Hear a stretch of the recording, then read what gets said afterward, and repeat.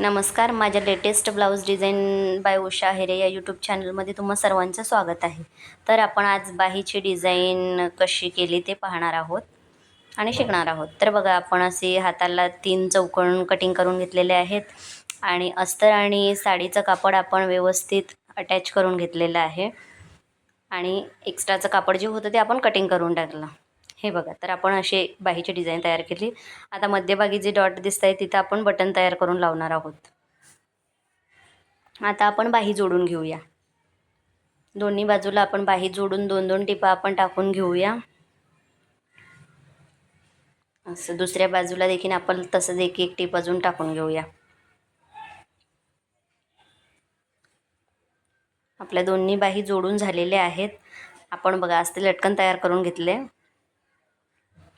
आता आपण लटकन देखील अटॅच करून घेऊया. असं लटकन पण आपण शिवून घेतलेले आहेत.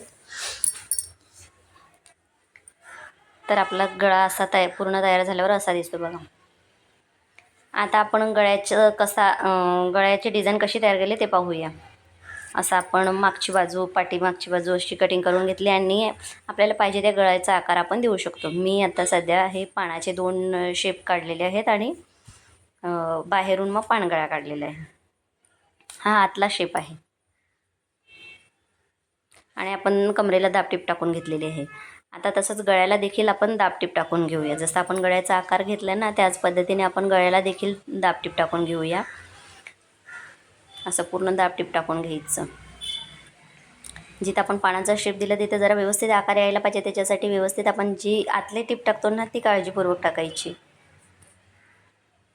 आतल्या टीपला जर आपण जी आतली अस्तरवर टीप टाकली ती जर इकडं थोडंसं गळ्याचा शेप बिघडून जातं. मग ते जर व्यवस्थित टाकले नाही तर मग वरून काही आपण जी आत जी टीप टाकतो तशीच वरून येते.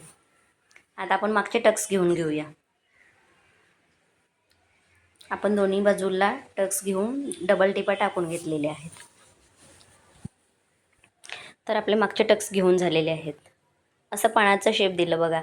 आपण ते अस्तरवर जे आकार काढलेलं तसं असं पानाचा शेप तयार करून घेतलं आणि ते आपण कपड्यावर तयार करून त्याला लेस लावून पायपिंग करून घेतलेली आहे. आणि बाहेरच्या ज्या गळ्याला आपण साडीचा कपडा यूज करून घेतलेला आहे आणि दोन्ही बाजूला आपण लेस लावून घेतली अशा पद्धतीने.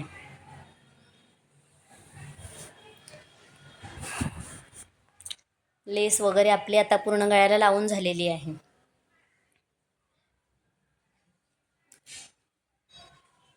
असं आपण आता पुढच्या म्हणजे जी आपण फ्रंटची बाजू होती त्याला आपण आता आयपट्टी लावून घेऊया. आयपट्टी लावताना मात्र उलट्या बाजूने सरळ बाजूला आपण ती पट्टी पलटवून घ्यायची आहे. अशी टीप टाकून घ्यायची. परत पाव इंचावर अजून एक टीप टाकून घ्यायचं. म्हणजे आपण आय वगैरे काढतो हुक वगैरे लावताना ती पट्टी ताणली जात नाही आणि साडीचा कपडा चांगला राहतो. आता आपण पुढच्या गळ्याला पायपिंग पट्टी लावून घेऊया. चला तर मग असे नवनवीन व्हिडिओ पाहण्यासाठी माझ्या चॅनलला लाईक करा, शेअर करा आणि सबस्क्राईब करा. धन्यवाद.